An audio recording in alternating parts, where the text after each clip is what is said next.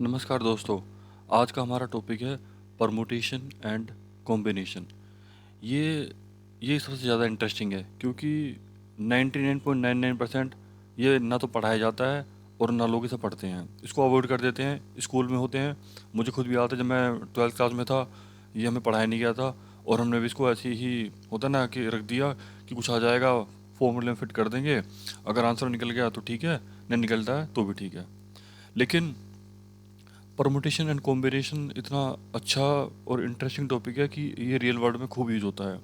आप कहीं पे कोई प्राइवेट जॉब कर रहे हैं या कहीं पे कोई चैलेंजिंग काम कर रहे हैं, ये परमुटेशन कॉम्बिनेशन काफ़ी आता है सामने ना कि आपको आना चाहिए, है ना। और गवर्नमेंट जॉब में, कैट में, एप्टीट्यूड में सबसे ज़्यादा पूछने वाला क्वेश्चन है। और ये क्वेश्चन ऐसा बन चुका है आज की डेट में कि जहाँ पे काफ़ी ज़्यादा चैलेंज है और होता है ना कि कट ऑफ एकदम नेक टू नेक जा रही है कि दो चार क्वेश्चंस पे ही आपका सिलेक्शन जो है रिजेक्शन में बदल जा रहा है, राइट। तो वहाँ पे ये प्रमोशन कॉम्बिनेशन, ये मान लो कि एकदम रामबाण टाइप है कि जैसे फॉर एग्जांपल कि 1000 बच्चे हैं, राइट। उन 1000 में से टॉप रैंकर वो होगा जिसको परमुटेशन कॉम्बिनेशन आता होगा, क्योंकि उसने परमुटेशन कॉम्बिनेशन का क्वेश्चन सोल्व कर दिया होगा। उसकी सीधी 1000 से रैंक सीधी 100-200 टाइप आ जाएगी, क्योंकि एक क्वेश्चन 4 नंबर का होता है। और ऐसे अगर एक दो क्वेश्चन आ गए तो 8 नंबर से काफ़ी मेरिट हेयर एंड देयर हो जाती है। मैं इस परमुटेशन कॉम्बिनेशन को एकदम डिटेल में कवर करूँगा और एकदम अल्फ़ाबेटिकल वे में बिल्कुल जीरो से स्टार्ट करता हूँ। और मैं ये मान के चलता हूँ कि आपको ये परमुटेशन कॉम्बिनेशन नहीं आता है और आप ये पहली बार सीखना चाह रहे हैं, ये रहता है। इसमें क्या है कि सबसे पहले मैं बताता हूँ कि परमुटेशन होता क्या है।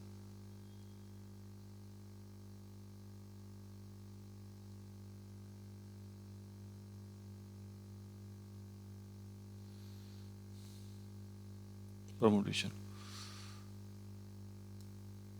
परमुटेशन या फिर कॉम्बिनेशन, ये दोनों है क्या, बेसिकली ये सिलेक्शन है, ठीक है। अगर हम सिलेक्शन कर रहे हैं, ठीक है, और उसमें अरेंजमेंट या ऑर्डर मैटर कर रहा है, ठीक है, तो दैट इज़ परमुटेशन।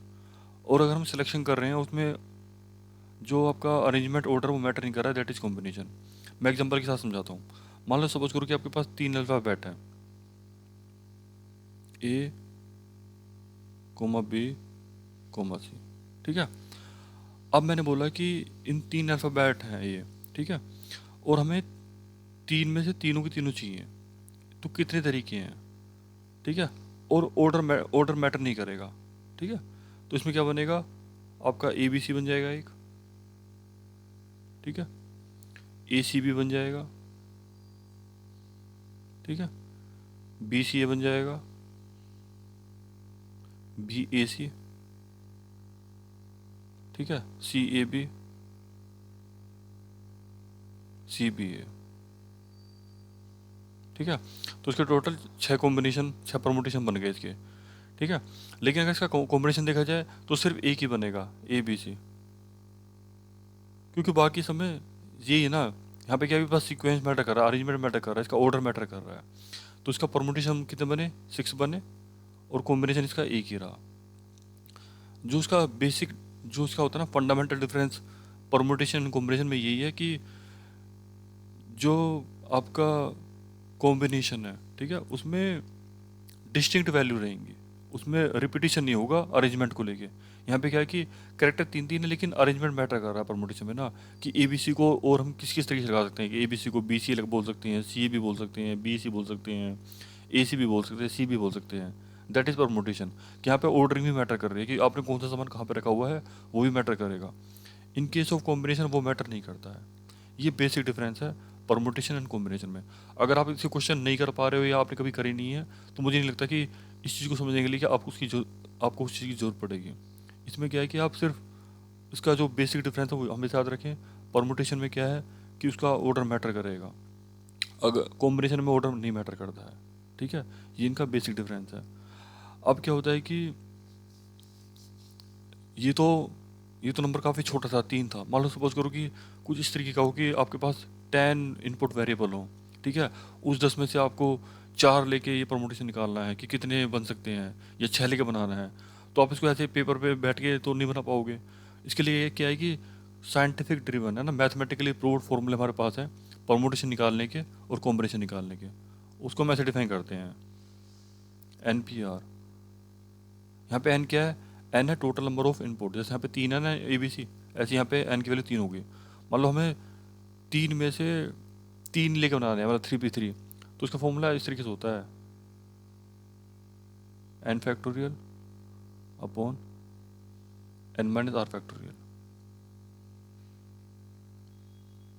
अगर मेरे पास 3 है और मैंने एक लिया, ठीक है, मान लो कोई भी एक लिया, तो 3 factorial upon 3 minus 1 factorial 2 factorial 3 factorial factorial upon 2 3 हो जाएगा। तो 3 वो कौन से होंगे? ए बी और सी, 3 हो जाएंगे, क्योंकि हम क्या नाम है एक ले रहे हैं केवल n P one. N P two अगर ले रहे हैं उस केस में मतलब हमें 2 चाहिए, उस केस में क्या होगा? उस केस में भी हमारे पास 3 ही हो जाएंगे,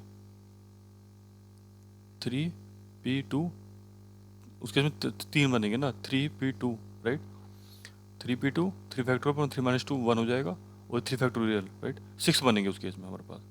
ठीक है, ये हो गया एनपीआर का। फिर आता है एनसीआर का। एनसीआर के फॉर्मूले क्या होता है कि n factorial upon r factorial into n minus are.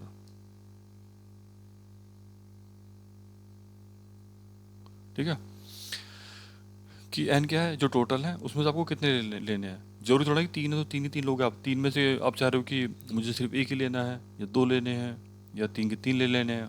ऐसा कभी नहीं होगा आपके पास 3 और 4 ले रहे हो ना, वो उसका फॉर्मूला ही गलत हो जाएगा और रिक्वायरमेंट ही गलत हो जाएगी। ये फॉर्मूले कहाँ से आए हैं? ये सब साइंटिफिकली मैथमेटिकली प्रूव फॉर्मूले हैं कि ऐसे निकालते हैं। अब ये फॉर्मूले कैसे लगते हैं, कहाँ लगाने हैं, उसके लिए आपको जरूरत पड़ेगी परमुटेशन की और कॉम्बिनेशन की बेसिक डेफिनेशन की, कि परमुटेशन है क्या, कॉम्बिनेशन है क्या। दोनों सिलेक्शन है कि आपको कुछ सामान दिया हुआ है, उसमें से आपको सेलेक्ट करना है। सेलेक्ट करते वक्त अगर आपके पास ऑर्डर मैटर कर रहा है तो आप परमुटेशन निकालिए, ऑर्डर नहीं मैटर कर रहा है तो कॉम्बिनेशन निकाल लीजिए। जैसे फॉर एग्जांपल आप किसी फर्नीचर पे गए, फर्नीचर शॉप पे, ठीक है, और वहाँ पे आपने क्या नाम है एक टेबल लिया और एक क्या नाम है एक चेयर ले ली और एक बेड लिया, 3 चीज़ ली। ठीक है, ये तीन तीन चीज़ आपने लिए हैं। अगर इन 3 चीज़ों का ऑर्डर मैटर नहीं कर रहा कि पहले आपने टेबल निकाला या पहले आपने बेड निकाला या पहले आपने क्या नाम है ये चेयर निकाली, उसका ऑर्डर मैटर नहीं कर रहा है, तो आप कॉम्बिनेशन निकालिए कि वहाँ पे कितनी चीज़ें थी, उसमें से आपने ये 3 चीज़ें कैसे निकाली है ना, एनसीआर निकाली है। लेकिन अगर आपको ऑर्डर मैटर कर रहा है कि पहले कौन सा निकाला बाद में कौन सा निकाला, तो परमुटेशन निकालिए। ये एकदम रियल वर्ल्ड एग्जाम्पल है। ठीक है, कि जहाँ पे ऑर्डर मैटर करे, कि ए बी भी मैटर करे और बी ए भी मैटर करे। ठीक है, ए बी सी भी मैटर करे, सी बी भी मैटर करे, ऑर्डर मैटर कर रहा है, किस ऑर्डर में आप निकाल रहे हो, वहाँ पे आप परमुटेशन निकालिए हमेशा। आपको पता चल जाना चाहिए अच्छा ये तो परमुटेशन की प्रॉब्लम है, मुझे परमुटेशन निकालना है। जहाँ पे ऑर्डर नहीं मैटर करे वहाँ पे आप सीधा कॉम्बिनेशन निकालिए। जैसे मैं क्या एग्जांपल लेता हूँ, एक क्वेश्चन मेरे पास पड़ा हुआ है कि एक वर्ड हमें दिया हुआ है, एक वर्ड हमें दिया हुआ है रेनबो।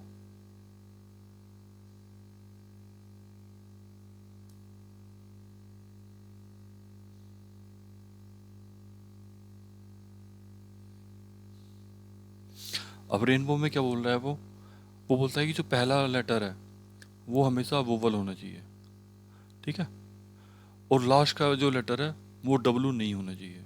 ठीक है, तो हम पहले वर्ड पे हमें निकालना है। पहला वर्ड बोल रहा है कि वो हमेशा आपका क्या नाम है ये वोवल होना चाहिए।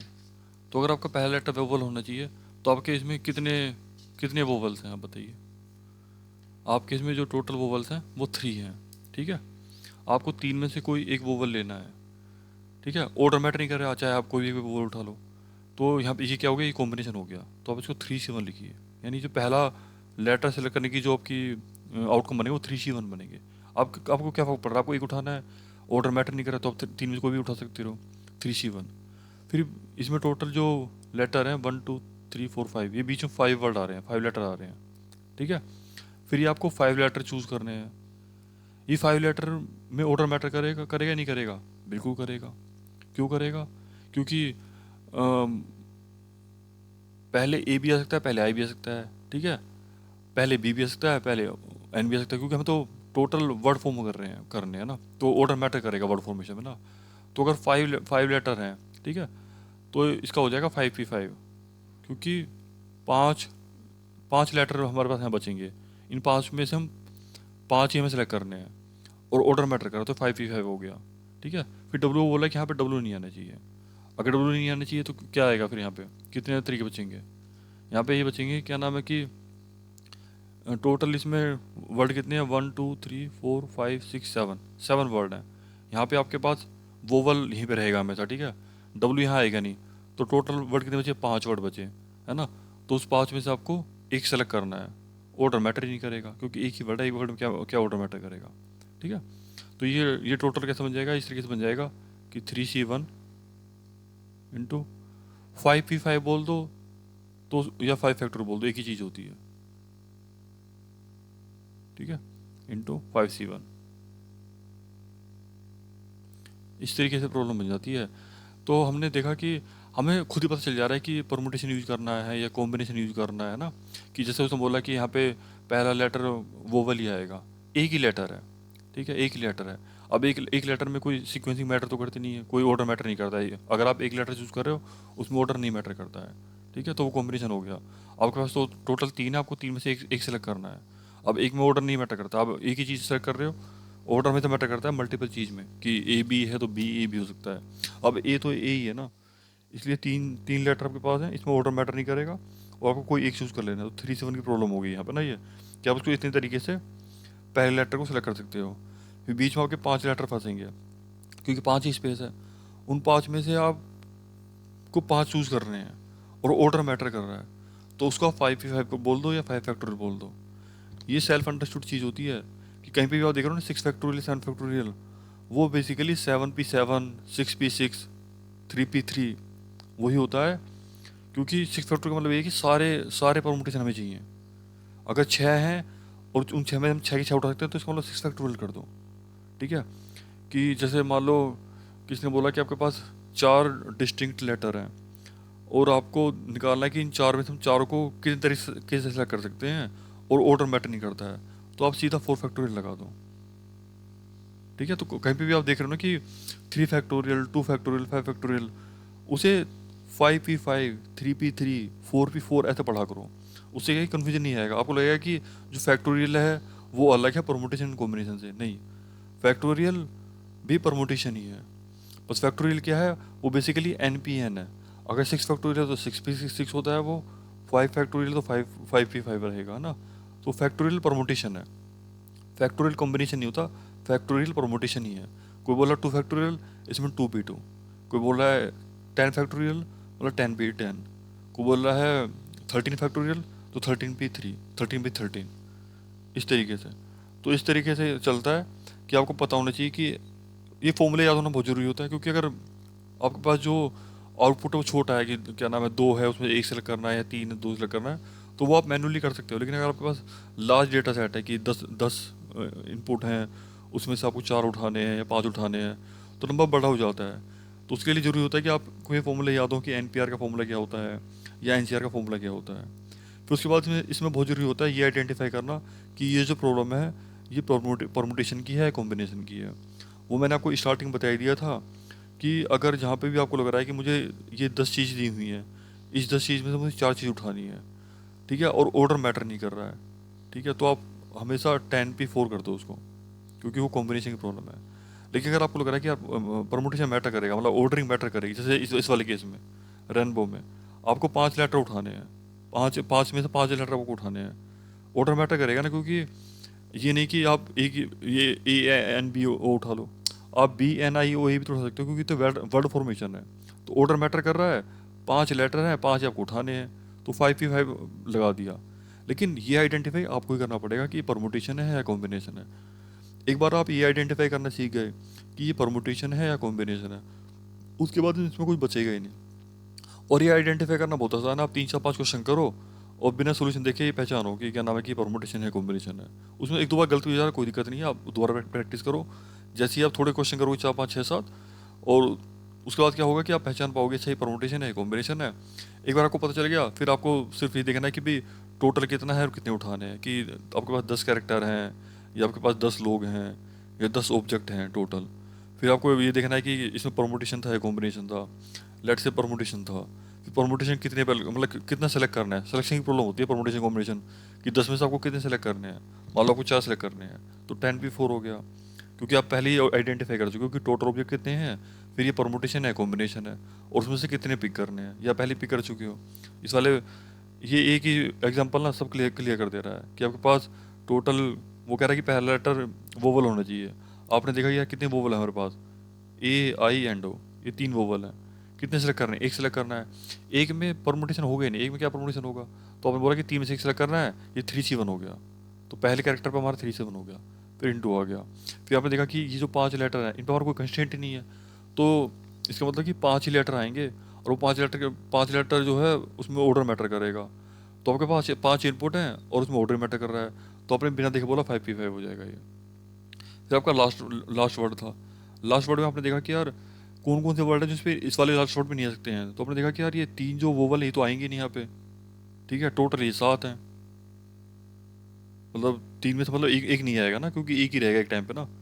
तो एक तो ये वोवल नहीं आएगा, और एक ही डब्ल्यू नहीं आएगा। आपने देखा कि एक तो वोवल हमेशा यहाँ पे एक वोवल रहेगा और एक डब्ल्यू यहाँ पे नहीं आएगा। तो मतलब कि 5 लेटर ओपन है यहाँ पे आने के लिए, कि मान लो अगर यहाँ पे ए आ गया तो यहाँ पे आई ओ आ सकता है ना, यहाँ यहाँ आई आ गया तो ए ओ आ सकता है। तो 5 हैं और 5 में से एक सेलेक्ट करना है। तो जहाँ पे आपको एक सेलेक्ट करना हो ना, तो वो तो आँख मीच के मतलब ब्लाइंडली आप उसको बोल सकते हो 5C1, है ना, एक ही है, उसमें क्या ऑर्डर रहता है। ठीक है, तो ये आपने 5C1 कर दिया। 7 लेटर का था, इससे सारे परमुटेशन बन गए कि कितने कितने मतलब परमुटेशन बन सकते हैं ना, कि कितने तरीके से आप बना सकते हो।